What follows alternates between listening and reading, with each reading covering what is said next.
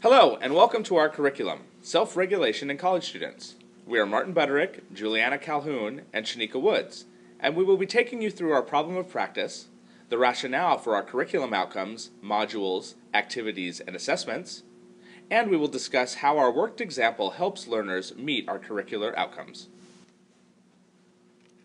We're going to begin by discussing our problem statement. The transition to college can be quite challenging due to the newfound sense of independence that incoming college freshmen experience. Students are expected to take a greater sense of control over their learning, which includes their decisions to regularly attend class, office hours, and tutoring, as well as to what degree the student will be prepared in any of these settings. This adjustment in expectations can be a challenge for students. Such academic adjustments are further confounded by social and extracurricular activities. Reisberg, 2000, conducted a national survey of college freshmen, and the results reported that approximately 30% of college freshman participants felt a sense of anxiety as a result of the new demands placed upon them within their new college environment. The misalignment of college-level expectations and high school expectations contribute to the sense of anxiety that is felt by many incoming college freshmen. Furthermore, there is a sense that students are not entering the university college ready. Sanofi, 2006, conducted research on this topic, which found that while 37% of high school teachers believed that their students were college ready, only 4% of college faculty agreed. The lack of college preparedness is evident in the data. Only 57% of students who began college at a four-year institution in 2001 had completed a bachelor's degree by 2007.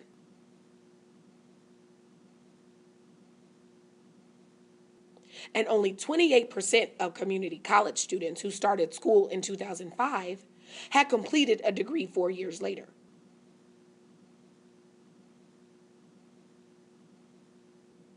As a result, many students leave high school and are classified as remedial as first-time freshmen. Here are the first 4 of our 8 curriculum outcomes.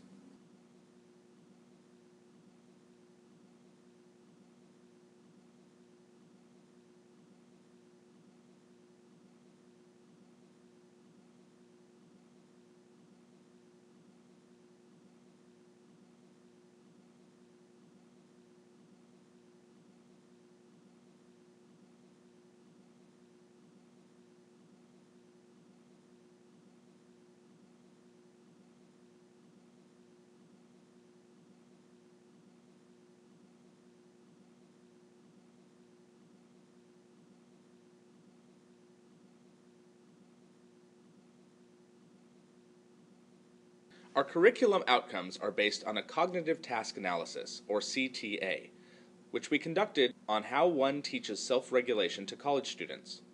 A cognitive task analysis is a systematic process for retrieving automated knowledge from an expert in the field in order to teach that knowledge and those skills to novice learners, from Clark et al. In 2008. Our subject matter expert for our CTA was Dr. Helena Selly, who is a published author in the field of self-regulation. From our CTA, themes emerged, including reading strategies, note-taking strategies, time management, procrastination, and goal setting. These formed the basis of the curriculum outcomes. Here are the rest of our 8 curriculum outcomes.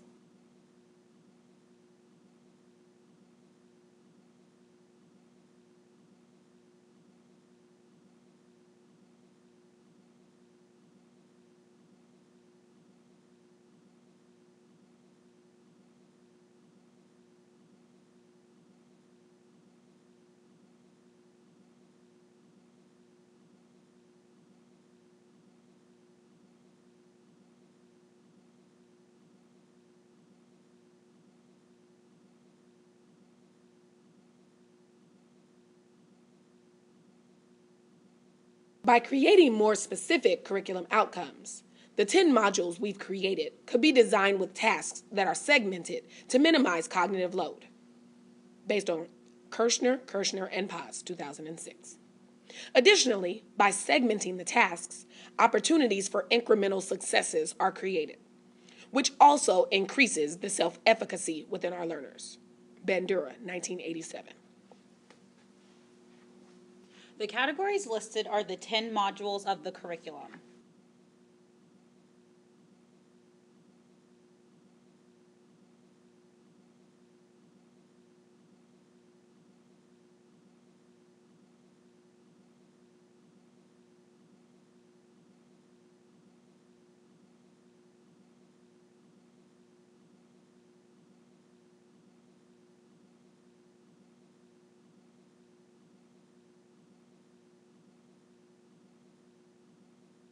When planning the curriculum in a way that aligns with and supports the outcomes, we consulted the literature and the CTA and grouped similar skills into broader categories.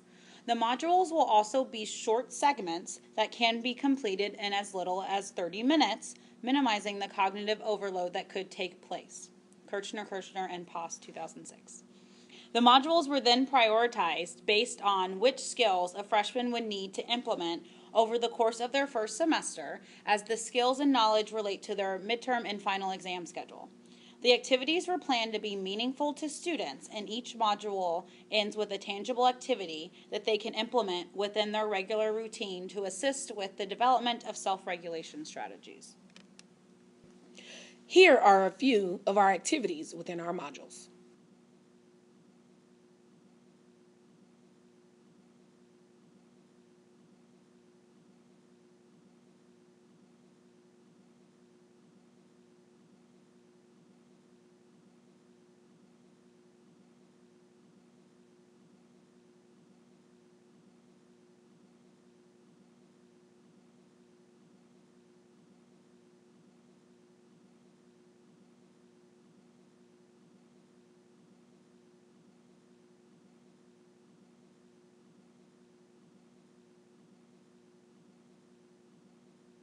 Each module includes an activity that requires a tangible product because when 2010 states that measurable, observable representations of self-regulated learning are key to evaluating whether or not self-regulation is successful and are better than self-reported data.